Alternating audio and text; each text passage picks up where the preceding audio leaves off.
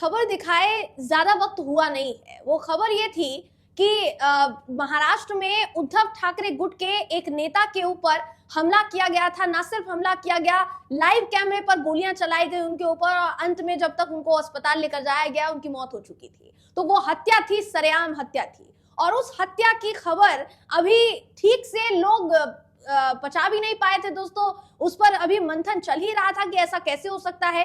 देवेंद्र फडणवीस से सवाल पूछा ही जा रहा था, उनके इस्तीफे की मांग हो ही रही थी कि अब एक पत्रकार को निशाना बना लिया गया। जहां एक पत्रकार, वरिष्ठ पत्रकार, जिन्होंने आडवाणी जी को भारत रत्न देने का विरोध किया, आलोचना की, तो उनके ऊपर हमला कर दिया गया भारतीय जनता पार्टी के कार्यकर्ताओं द्वारा। खबर तो यही है दोस्तों। आगे ये खबर क्या कुछ कहती है। निखिल वागले उन पत्रकार का नाम है जिन्होंने अपनी बहुत बड़ी सफाई पेश की है। सफाई के साथ साथ उन्होंने पूरी तरीके से अपने बयान में साफ सीधे तौर पर कहा है कि वो मौत के मुंह से बचकर बाहर आए हैं। इसके अलावा उद्धव गुट यानी उद्धव ठाकरे के गुट शिवसेना ने दोस्तों और हमला बोला है पूरी महाराष्ट्र सरकार पर। क्या कुछ पूरा मामला है, किसने किस पर हमला बोला है, क्या प्रतिक्रिया सामने आई है और मामला क्या कहता है, सब कुछ इस खबर में आपको मैं बताऊंगी दोस्तों।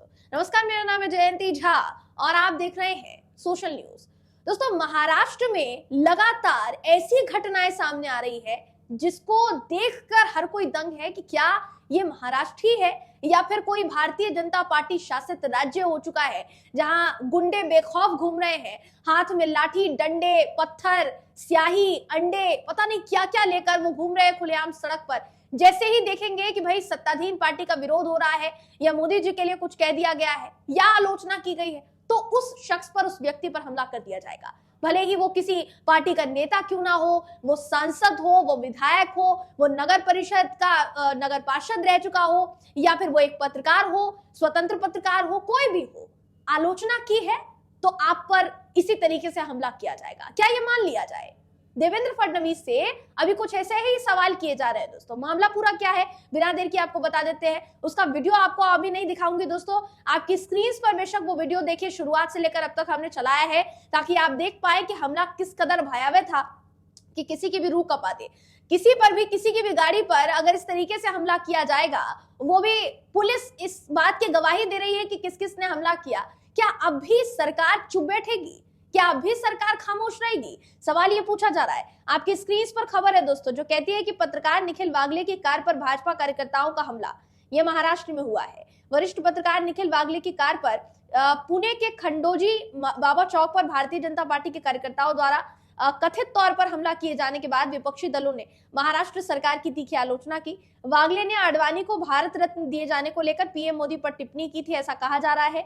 और इसी से भाजपा कार्यकर्ता नाराज थे, हिंदू संगठन नाराज थे, जिसकी वजह से उन लोगों ने निखिल वागले पर इस तरीके से हमला किया, ऐसा आरोप है दोस्तों। डेक्कन पुलिस स्टेशन के एक अधिकारी का यह कहना है कि भाजपा कार्यकर्ताओं ने, वो इस बात की पुष्टि कर रहे हैं, पुलिस स्टेशन के अधिकारी इस बात की पुष्टि कर रहे हैं कि वो भाजपा कार्यकर्ता थे। भाजपा कार्यकर्ताओं ने उस कार पर स्याही फेंकी जिसमें निखिल वागले, दो अन्य असीम सरोदे और विश्वंभर चौधरी सिंगड रोड इलाके में राष्ट्रीय सेवा दल द्वारा आयोजित निर्भय बानो कार्यक्रम के लिए पुलिस सुरक्षा के तहत यात्रा कर रहे थे। पुलिस सुरक्षा थी उनके पास, बावजूद इसके उन पर हमला कर दिया गया दोस्तों। क्या ये सोची समझी साजिश नहीं है? क्या ये सोचा समझी हमला नहीं कहलाता है? सवाल ये उठ रहा है। ये जो खबर है कहती है कि निखिल वागले ने एक पूरा स्टेटमेंट जारी किया इसको लेकर, जिसमें उन्होंने लिखा कि मौत दरवाजे पर खड़ी थी, आपके प्यार की वजह से मैं जिंदा बचा हूं। वागले लिखते हैं कि अब तक 6 हमलों को पचा लिया, कल का हमला सबसे भयानक था। पत्थर, लाठियां, हॉकी स्टिक, रॉड, अंडे, स्याही सभी का इस्तेमाल किया गया। महज आधे घंटे में 4 बार हमारा पीछा कर हमें घेर लिया गया। हमला पुलिस की मिलीभगत से हुआ था। मेरा विश्वास है फुले आम्बेडकर के आशीर्वाद से ही हम सब कल जीवित रहे। अब अगला जीवन आप लोगों के लिए है। हम फांसीवाद को हराने के लिए महाराष्ट्र पर विजय प्राप्त करेंगे। ऐसे कायरतापूर्ण हमलों से डरने की हमारी संस्कृति नहीं है।